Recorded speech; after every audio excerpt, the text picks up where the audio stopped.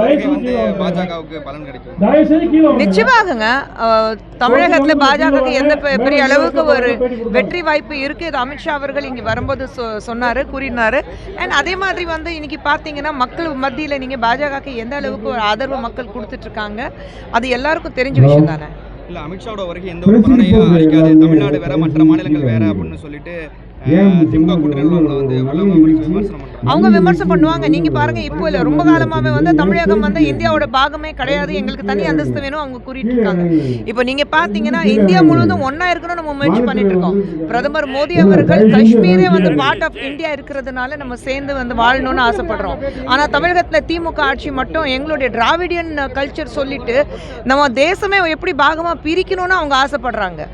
தமிழகம் நீங்கள் தமிழ்நாடு பார்த்துட்டிங்கன்னா it's part of India தானுங்க. அப்புறம் ஏன் அது பிரித்து நீங்கள் பார்க்குறீங்க? நாங்கள் பிரித்து பார்க்கலையே.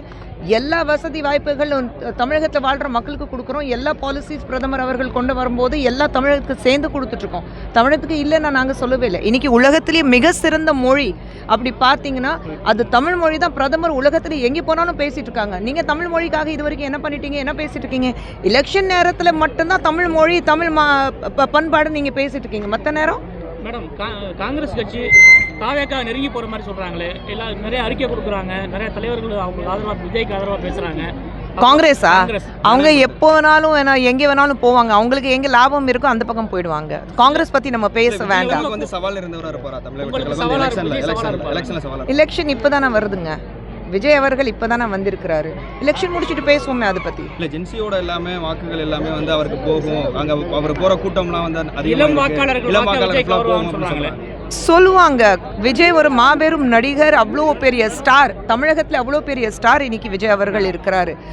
91, 92 ரஜினி சார் எப்படி இருந்தாரோ அந்த மாதிரி இன்னைக்கு மிகப்பெரிய ஸ்டார் வந்து தமிழகத்துக்கு வந்து விஜய் அவர்கள் தான் இருக்காரு. விஜய் அவர்கள் பார்க்குறதுக்கு கூட்டம் வரதான் செய்யும்.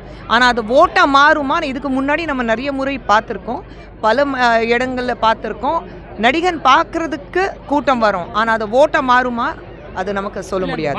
அனுமதி மத்திய அரசு தான் கொடுக்கல, அதை யார் சொல்கிறாங்க?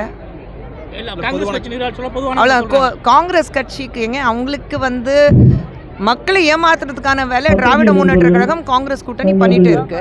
இத்தனை வருடங்களாக மக்கள் ஏமாத்திட்டு இருக்காங்க. இப்போ ஏதோ ஒன்று சொல்லிட்டு ஏமாத்துறாங்க. அவங்களுடைய பொழுப்பு அவங்க பார்க்கணும்ல. ஏதோ ஒன்று குரல் கொடுத்தாதானே அவங்க வந்து மக்கள் நாங்களும் இருக்கோம் மக்கள் திரும்பி பார்ப்பாங்க. ஸோ காங்கிரஸ் இதுவும் பேசுவாங்க, இதுக்கு மேலேயும் பேசுவாங்க.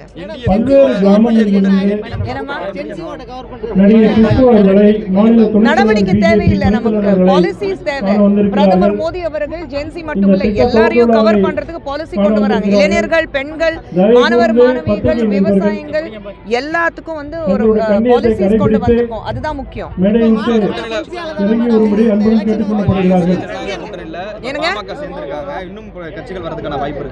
இருக்கு, கண்டிப்பாக இருக்கு. எங்க வெற்றி இருக்கோ அங்கதான் வருவாங்க. வெற்றி எங்களது இருக்கு.